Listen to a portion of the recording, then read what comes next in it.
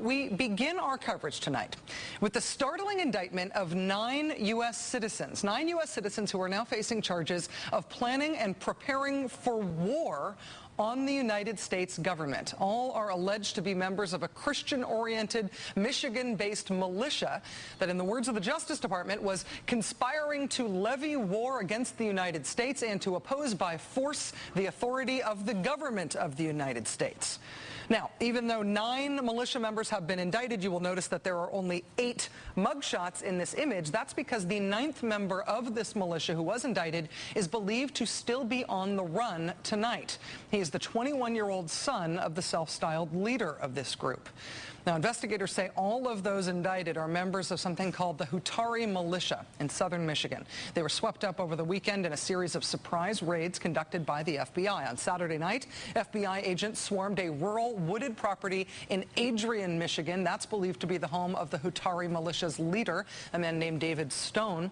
As that raid was happening, FBI agents in Ohio simultaneously raided 2 homes there and arrested a pair of Hutaree militia members. And law enforcement officials in Hammond, Indiana, were raiding yet another home, arresting 1 militia there. The Hutaree are apparently a known militia in Michigan. The FBI says they've been following this group for a long time now. What does the word Hutaree mean? Well, according to prosecutors, they say it means nothing. They think it's just a made-up word that these militia members ascribed to their group because they thought it sounded religious. They wanted to be thought of as Christian warriors. If you go to the Hutaree website, it's clear that this is a religion-based group.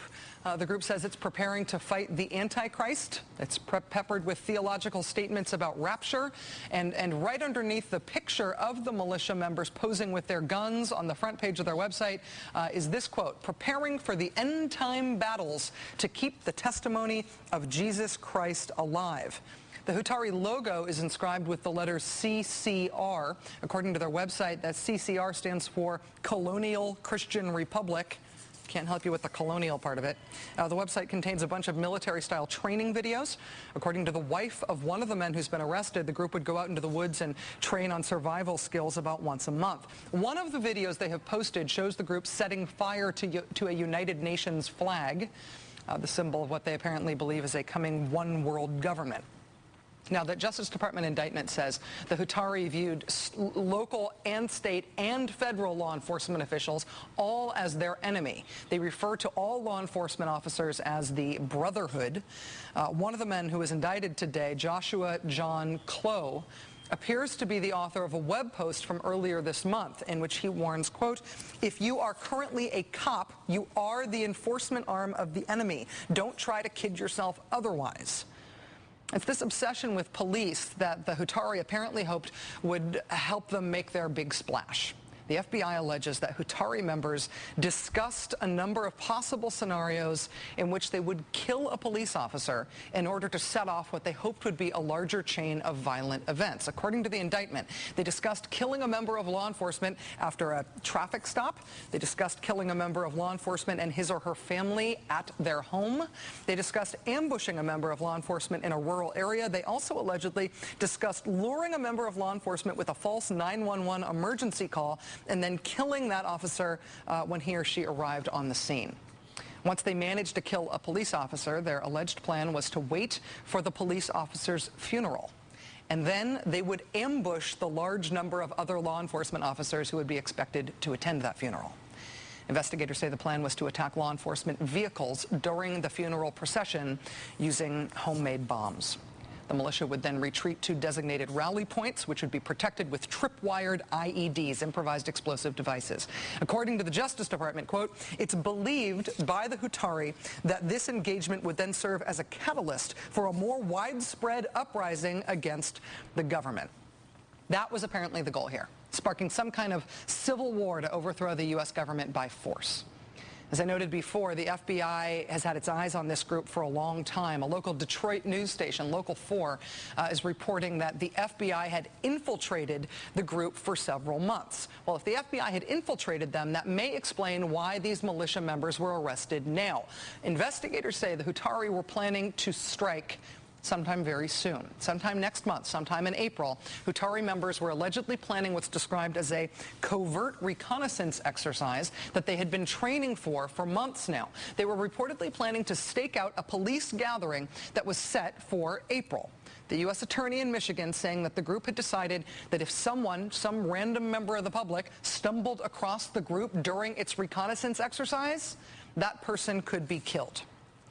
So they were arrested, presumably now, in order to avert that planned attack. The militia members who were arrested over the weekend and the 9th, who remains a fugitive right now, were charged today on a total of 5 counts. 1 count of seditious conspiracy, 1 count of attempting to use weapons of mass destruction, 1 count of teaching and demonstrating the use of explosive materials, and 2 counts of carrying, using, and possessing a firearm during and in relation to a crime of violence.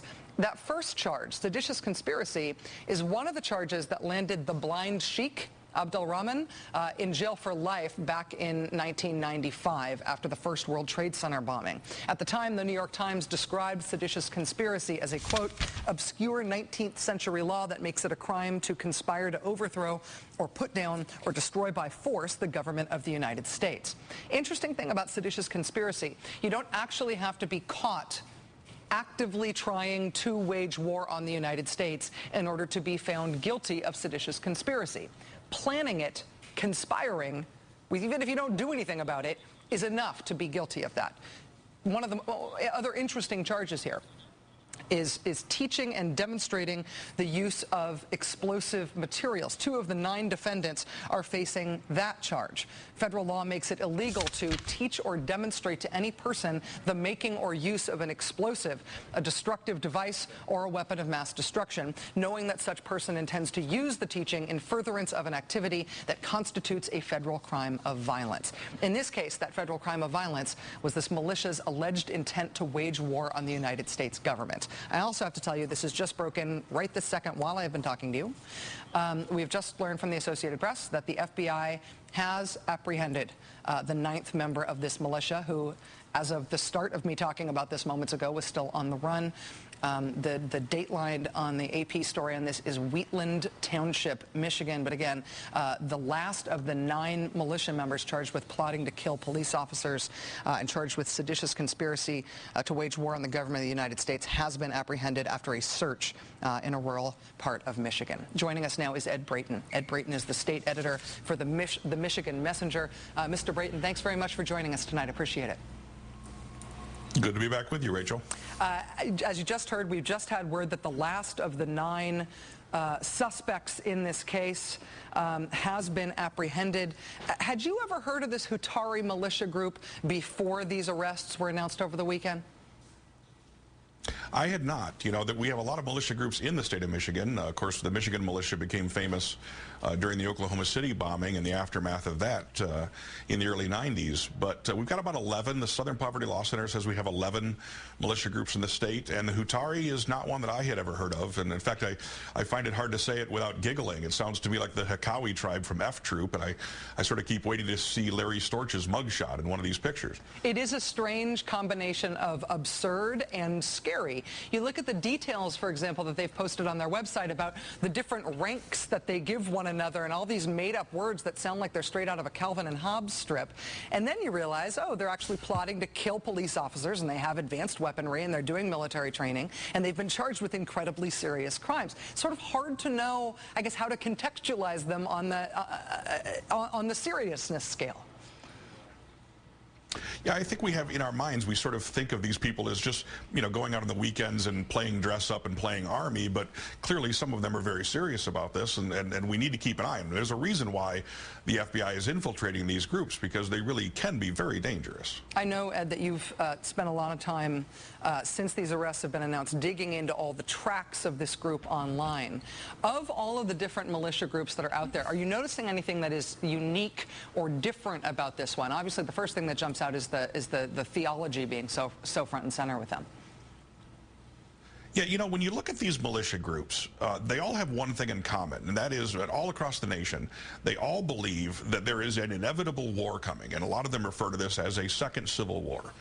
a war with the government, and they all believe that we are inexorably leading toward that day, that that day is imminent, that we're going to have that war. Now, there's a certain faction of these groups that also believes that that war is going to be a race war, and that's sort of the KKK Aryan Nation faction. Now, this group does not appear to be one of those. This group, in fact, sort of chased off one of those people from their message board. Two of the men who've been arrested actually sort of chased him off, someone who came to their message board spewing anti-Semitic and racist rhetoric. They don't appear to be part of that group. But what is unique about them is the religious element of this, that they believe that this inevitable war is a war against the Antichrist, a war against Satan, and that it will be the cataclysmic event that will sort of hasten the return of Christ, after which, as you mentioned in your introduction, they will establish this colonial Christian republic. That's what makes this group sort of stand out from the rest of them. They're sort of the wingnuts, if you will. I understand that the members of this militia sought the help of some other Michigan militia members during this raid. And as you say, I mean, Michigan has had a lot of militia activity. Timothy McVeigh and Terry Nichols famously attended at least one Michigan militia event before the Oklahoma City bombing. There was a Michigan militia member who was arrested on machine gun charges. There was a shootout in which a Michigan State police officer lost his life not that long ago. What's been the reaction from the other militia groups in the state to these arrests and to that call from them for help? Well, the local militia groups apparently do not like this group at all. Neither do the national ones, by the way. The local militia groups sort of don't want this group to play in any of their reindeer games. At least one of the members of the Hutaree was apparently kicked out of another militia group right in that area, the Southeastern Michigan Volunteer Militia, which is right in that same area, Adrian, Michigan, where they're from. And apparently, according to the spokesman for that group, a couple of the Hutaree members went to one of their people, one of their leaders in that group, and asked them to hide them. And they said no. They turned them down and sent them away. And in fact, there's also been some indication that one or two of these groups may have been helping the FBI track them down. Now, I don't know exactly what they've done, but there is at least some indication that they have been helping the FBI. Ed Brayton is state editor for the Michigan Messenger. Thanks for helping us flesh out some of the reporting on this incredibly strange, weird story tonight. Ed, really appreciate your time. Thanks, Rachel.